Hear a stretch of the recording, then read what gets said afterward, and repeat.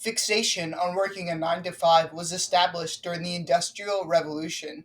Is that idea still relevant? Let's find out from James in this video from Big Think. Well, let me talk about why we have bullshit jobs. We have this extraordinary fixation with work.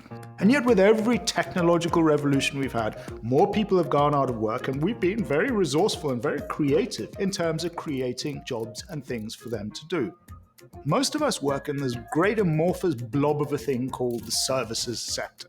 Within that services sector space, there's an awful lot of work, which I think is work we've simply created because we feel that humans cannot live without organized work, and also because we organize our societies on that basis.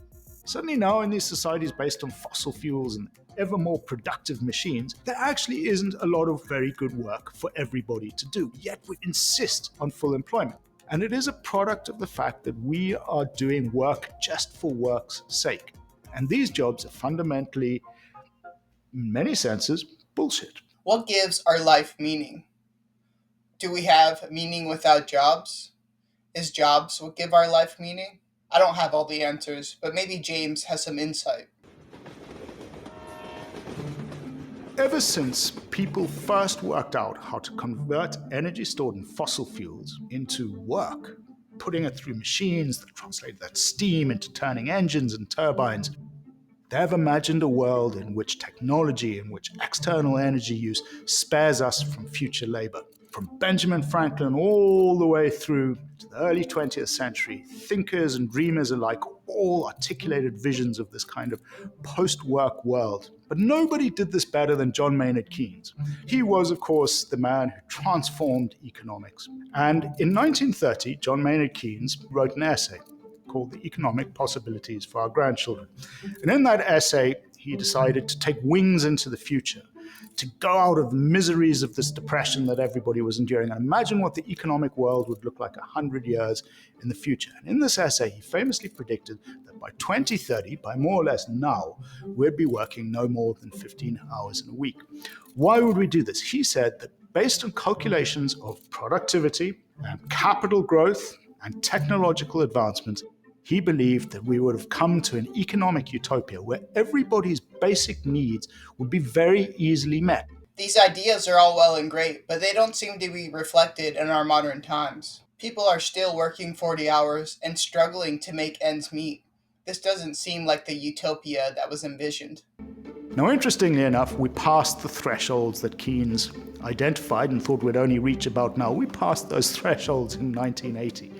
Yet still, interestingly enough, we continue to work pretty much the same number of hours that people did back in 1930 when Keynes was alive.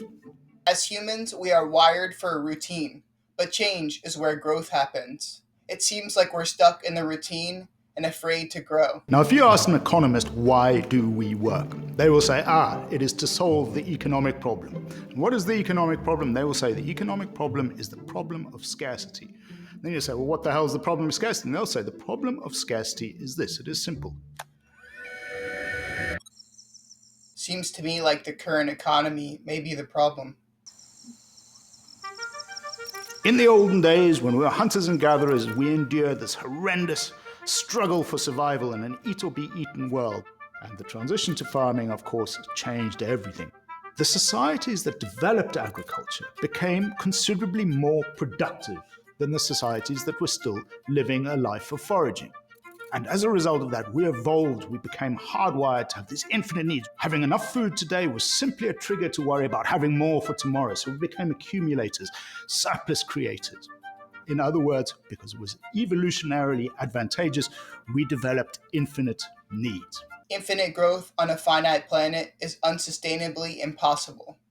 There's no debating the fact that this extraordinary work ethic that was instilled into us has brought us unbelievable benefits. We're now at a point in human history where we have an economy where we are so productive. We've conquered scarcity. More food goes into landfill than in our bellies every year. We are living in an era of untold affluence.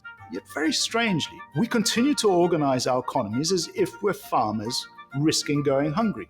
So, is it a question of culture? Is the reason that we continue to work as we do simply because we've hung on to culture and we've all bound into these different institutions? The amount of waste we produce based on our economic culture is gross. We have the technology and means to change, we just need to implement them. When Keynes predicted the economic utopia that he imagined, he argued that there was only one real obstacle to achieving that, and he described that as our instinct to work, our instinct that had been forged at the fires of evolution. But there's a real concern that the very medicine that brought us this extraordinary prosperity is now likely to make the patient sick. I'm not saying it's going to be easy, because work is a lot of people's lives. But we need to find different ways to give life meaning besides the work that we do. Maybe meaning in love, meaning in creation, in creativity. Meaning is a personal thing, and we all have to find it for ourselves. And it should not be based around working to live, but rather living that inspires work. It could well be that Keynes would look at us now and say, take it easy, chaps. This is part of the process towards change. So we have these vast convoluted processes of people doing bullshit jobs of incredible complexity, but for no apparent purpose.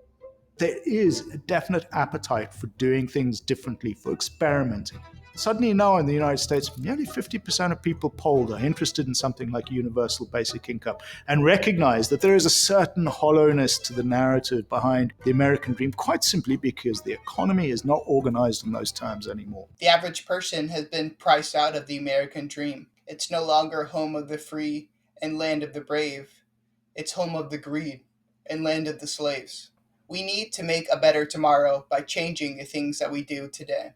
If everybody's basic needs are met, which was the Keynesian dream in terms of his economic utopia, how might that affect our behavior in other ways?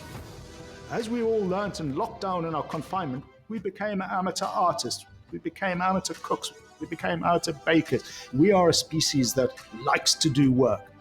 And I can imagine a world where we might end up all doing the work we love instead of doing some crappy job that we don't want to do. And a world in which everybody did what they want would be a world that is much richer and much more productive in the things that actually matter to most people. If our basic needs were expanded from our current definition, we could be creative. We could do the things that we love and create meaning in our own lives. If you enjoyed this video, hit that like and subscribe button, and I'll see you in the next one.